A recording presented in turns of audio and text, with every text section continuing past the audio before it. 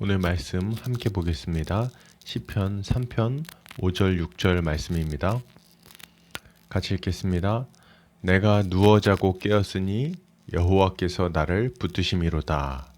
천만인이 나를 애워싸 진친다 하여도 나는 두려워하지 아니하리이다.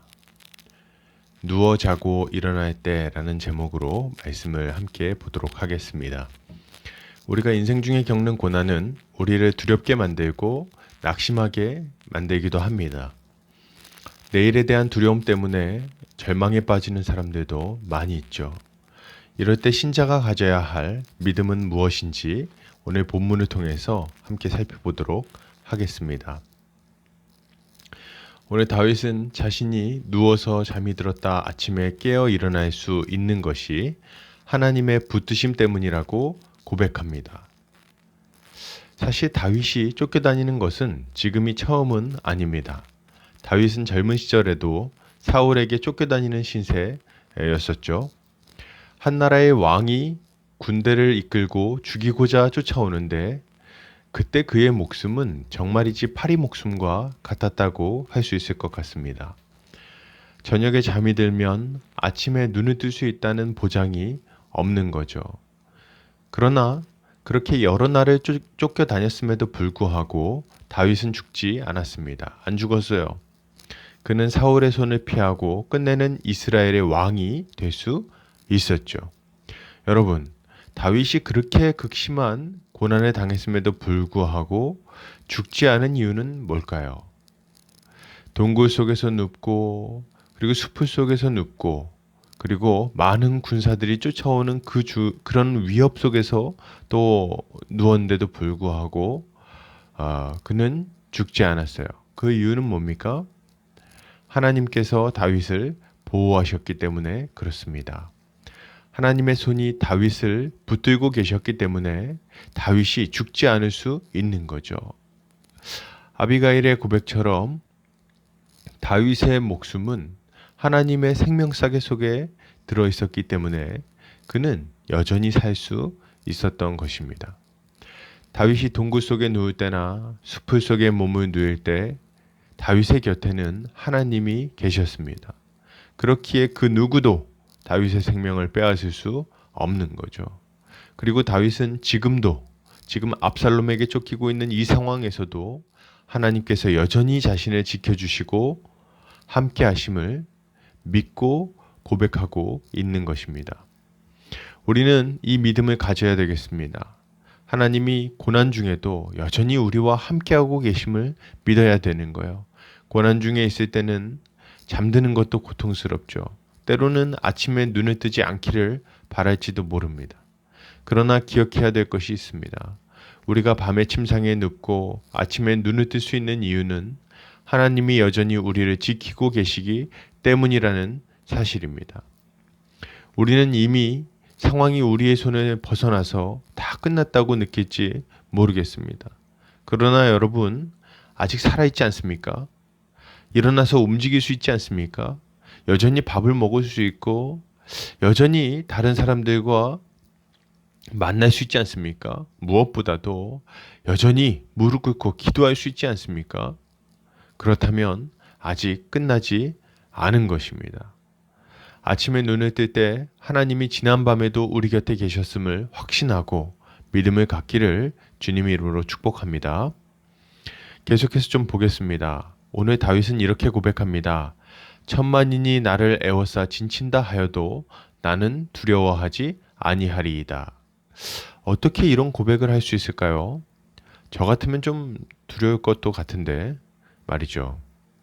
한 10명만 둘러싸도 얼마나 무섭겠습니까? 실제로 적군에게 쫓기고 있는 다윗이 그 두려운 상황 속에서 이렇게 고백할 수 있는 이유는 뭘까요? 다윗은 하나님이 어떤 분이신지 잘 알고 그가 어떤 능력을 가지고 계신지를 잘 알고 있었기 때문에 그렇습니다. 하나님의 크신 능력을 알았다는 말이죠. 그러니 무엇이 두렵겠습니까? 하나님이 여전히 내 곁에 계신데 10,000명이 무슨 문제겠습니까? 그보다 더 많은 군대가 둘러싼다 할지라도 아무 문제가 되지 않는 거예요. 여러분, 우리가 가져야 될 믿음은 이것입니다. 하나님은 크신 하나님이십니다. 그가 우주를 창조하셨으며 태양을 타오르게 만드시고 바람과 바다를 움직이십니다. 구름 위에서 물을 내리게 하시고 그리고 우박이 땅에 떨어지게 만들기도 하시죠. 곡식이 자라나게 하기도 하시고 과실이 맺히게 하기도 하십니다. 그분은 땅을 뭉쳐서 산을 만드시는 분이시죠. 그가 모든 호흡 있는 것들을 창조하셨으며 그것들의 생사화복을 결정하십니다. 여러분, 이하 하나님이 우리의 아버지가 되시며 우리 곁에 여전히 계신데 우리가 두려워할 이유가 도대체 어디에 있는 겁니까? 우리가 낙심할 이유는 또 어디에 있습니까? 우리는 이런 예수님, 이런 하나님을 믿음으로 평강을 누리는 하나님의 자녀다운 모습을 가져야 되겠습니다. 여러분, 계속 살펴보겠습니다.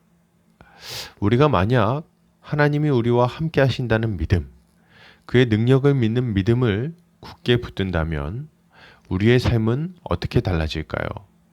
어려움 속에서도 두려움에 빠지지 않고 담대하게 설 수 있을 것입니다. 오늘 다윗은 이렇게 결단합니다. 나는 두려워하지 않겠습니다.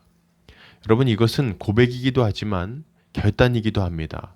하나님을 믿고 그분을 의지하겠다는 확고한 결단입니다. 우리도 이 다윗과 같은 고백을 할 수 있어야 되겠어요. 이렇게 결단해야 합니다.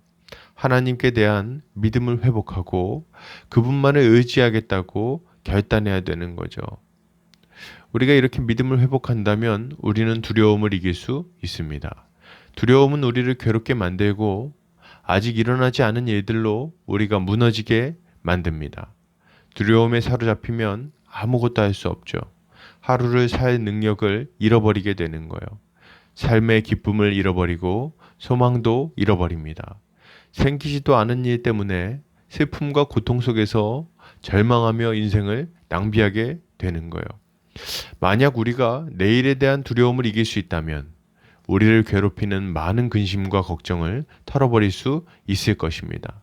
주님은 이것을 아셨기 때문에 우리에게 내일 일을 내일 염려하라고 말씀하십니다. 이 예수님은 딸이 죽었다는 소식을 듣고 두려움에 빠져있는 야이로에게 두려워하지 말고 믿기만 하라고 말씀하기도 하시죠. 여러분, 우리에게 필요한 건 무엇입니까? 고난 중에 있는 우리에게 필요한 것은 두려움이 아니라 믿음입니다. 하나님이 여전히 우리와 함께 하신다는 믿음, 하나님의 그 전능하심을 믿는 믿음, 이 믿음이 우리에게 필요한 거죠. 그가 죽은 자를 살리신 능력이 있음을 믿어야 하겠습니다. 이 믿음이 있는 사람은 고난 중에도 여전히 힘있게 하루를 살아내며 하나님께 영광을 돌릴 것입니다. 믿음으로 오늘 하루 두려움을 이기고 평강을 누리는 성도님들 되시기를 주님 이름으로 축복합니다.